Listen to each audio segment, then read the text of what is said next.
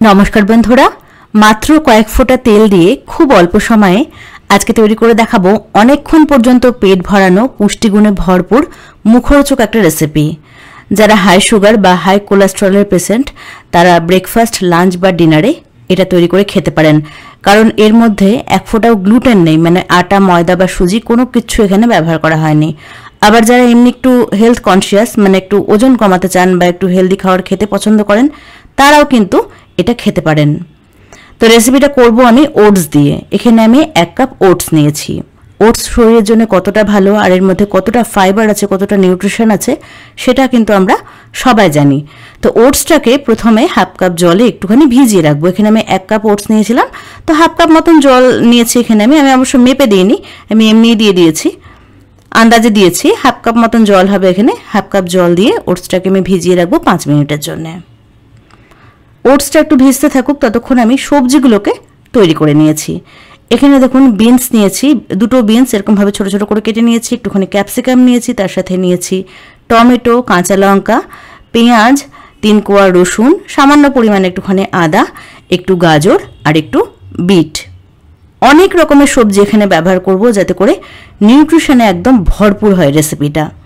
তো এখানে দেখুন একটা হ্যান্ড চপার নিয়েছি। হ্যান্ড চপারের মধ্যে সমস্ত সবজি দিয়ে আমি চপ করে নেব। একদম ছোট ছোট করে আপনারা কেটেও নিতে পারেন, তবে আমি একটুখানি বড় বড় করে কেটে নিয়ে এরকম একটা হ্যান্ড চপারের মধ্যে দিয়ে একটুখানি চপ করে নিচ্ছি। তাহলে কিন্তু একদম ছোট্ট ছোট্ট করে সবজিগুলো কুচি করা হয়ে যাবে, মাত্র কয়েক সেকেন্ডের মধ্যে এটা হয়ে যায়।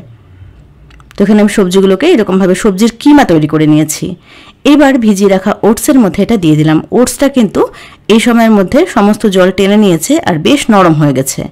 দিয়ে দিচ্ছি এখানে বেসন 1 হাতা মতন। এর থেকে বেশি আর দেওয়ার দরকার নেই। বেসন শরীরের জন্য খুবই ভালো, এর মধ্যে প্রচুর প্রোটিন থাকে আর অনেক ফাইবারও কিন্তু থাকে। একটা ডিম ভেঙে দিয়ে দিলাম, তবে ডিমের কুসুমটা আমি একটু সরিয়ে নিচ্ছি। ডিমের কুসুমটা দেবো না। যদি আপনাদের ডিমের কুসুমে কোনো প্রবলেম না থাকে তাহলে কুসুম দিয়েও করতে পারেন, মানে গোটা একটা ডিম দিয়েও করতে পারেন। আমি শুধু সাদা অংশটা দিয়েই করছি। দিয়ে দিয়েছি এখানে 1/2 চামচ গোটা জিরে, সামান্য পরিমাণে হলুদ, 1/2 চামচ জিরে গুঁড়ো আর 1/2 চামচ গোলমরিচের গুঁড়ো, স্বাদ অনুযায়ী নুন দিয়ে দিলাম। এবার সব কিছুকে প্রথমে ভালো করে মিশিয়ে নিচ্ছি। মেশানো হয়ে গেছে।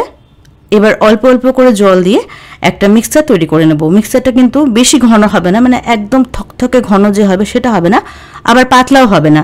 আমি কনসিস্টেন্সিটা একটু দেখিয়ে দিচ্ছি। দেখুন এইরকম একটা কনসিস্টেন্সির মিক্সচার তৈরি করতে হবে। এবার এখানে একটা প্যান খুব ভালো করে প্রথমে গরম করে নিয়েছি। সামান্য পরিমাণে একটুখানি তেল ব্রাশ করে নিচ্ছি, মানে মাত্র 1 ফোঁটা মতন তেল ব্রাশ করে নিলাম। 2 হাতা ব্যাটারটাকে দিয়ে দিলাম, মানে ওটস আর সবজির যে মিশ্রণটা ছিল সেটা দিয়ে দিলাম। হাতার পেছনটাকে দিয়ে একটু সমান করে দিলাম, মানে একটু ফ্ল্যাট করে দিলাম। তারপরে মিডিয়াম আছে 2 মিনিটের জন্য ঢাকা দিয়ে রেখেছিলাম। 2 মিনিটের মধ্যে দেখুন সুন্দর কিন্তু উপরটা জমাট বেঁধে গেছে। এবার একটা সাইড আমি একটা খুন্তি দিয়ে উল্টে দিলাম। যেহেতু এর মধ্যে বেসন আছে আর ডিম আছে, এটা কিন্তু উল্টানোর সময় কোনো সমস্যাই হবে না, বা প্যানের নিচে এটা আটকেও ধরবে না। ননস্টিক ব্যবহার করতে পারলে সবচেয়ে ভালো, তবে যদি ননস্টিক কেউ ব্যবহার করতে না চান সেক্ষেত্রে লোহার চাটুকে, মানে যেই চাটুতে আপনারা রুটি করেন সেই চাটুকে খুব ভালো করে গরম করে নিয়ে তারপরে সেখানেও কিন্তু তৈরি করতে পারেন। এটা তল থেকে আটকে ধরবে না, কোনো ভয় নেই। খুব অল্প পরিমাণে তেল, মানে জাস্ট 1 ফোঁটা বা 2 ফোঁটা তেল দিয়ে করবেন, একদম তেল মিশিয়ে দেবেন না। যদি ননস্টিক ব্যবহার করেন তাহলে কিন্তু তেল না দিলেও চলে, আমি জাস্ট একটুখানি তেল ব্রাশ করে নিচ্ছি। আর যদি লোহার চাটুতে করেন তাহলে সামান্য পরিমাণে একটুখানি তেল লাগবে। তো একই রকম করে সবগুলোকে ভেজে নিতে হবে। আমি আবারও বলছি, প্যানটাকে প্রথমে খুব ভালো করে গরম করে নেবেন। ননস্টিকের প্যানেই করুন আর লোহার প্যানেই করুন, প্যানটাকে খুব ভালো করে গরম করে নেবেন। তারপরে 2 হাতা মতন ব্যাটার দিয়ে ব্যাটারটাকে এরকমভাবে ফ্ল্যাট করে দিতে হবে, একটু মানে হাতার পেছন দিয়ে একটু সমান করে দিতে হবে। এগুলো খুব বেশি মোটা হবে না, আবার একদম পাতলাও হবে না, মাঝারি পুরুত্ব রেখে এটা তৈরি করতে হবে। আর খুব বেশি কিন্তু বড় করবেন না, তাহলে উল্টানোর সময় ভেঙে যাবে। এগুলো কিন্তু বেশি বড় না, মানে লুচি যেরকম হয় না, একটু বড় বড় লুচি যে সাইজের হয় সেই সাইজের আমি তৈরি করছি। আমি সমস্ত কিছু গুছিয়ে বলার চেষ্টা করছি যাতে করে খুবই সহজেই এটা বাড়িতে সবাই তৈরি করতে পারেন, কারণ রেসিপিটা কিন্তু খুবই হেলদি। ব্যাটারটাকে দেওয়ার পরে মিডিয়াম আছে জাস্ট 2 মিনিটের জন্য ঢাকা দিয়ে রাখবেন। 2 মিনিট পরে উল্টে দেবেন জিনিসটাকে। তারপরে আরেকটা পিঠ হওয়ার জন্য আরও 2 মিনিটের জন্য মিডিয়াম আছে ঢাকা দিয়ে রান্না করবেন। তারপরে একটু চেপে চেপে সুন্দর করে ভেজে নেবেন, মানে মোটামুটি 4 থেকে 5 মিনিট সময় লাগবে একটা প্যানকেক তৈরি করতে। আর ব্যাটার কিন্তু আগে থেকে আপনারা তৈরিও করে রাখতে পারেন, মানে পরের দিন সকালবেলা হয়তো জল খাওয়ার জন্য এটা করবেন, তো আগের দিন রাত্রেও কিন্তু ব্যাটারটাকে তৈরি করে রাখা যেতে পারে। তো এখানে আমার সবগুলো তৈরি হয়ে গেছে। এখানে 1 কাপ ওটস আর বাদবাকি সমস্ত উপকরণ দিয়ে 5টা প্যানকেক তৈরি হয়েছে।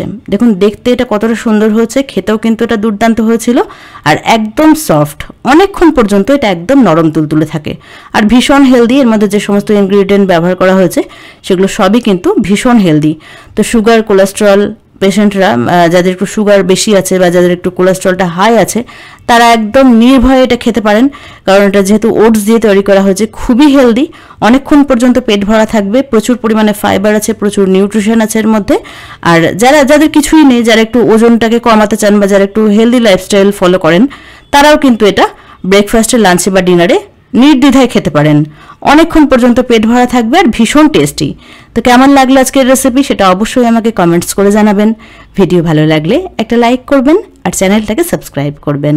সবাই খুব ভালো থাকবেন, দেখা হবে এরকম একটা সুন্দর রেসিপির সঙ্গে। ভালো খান, সুস্থ থাকুন।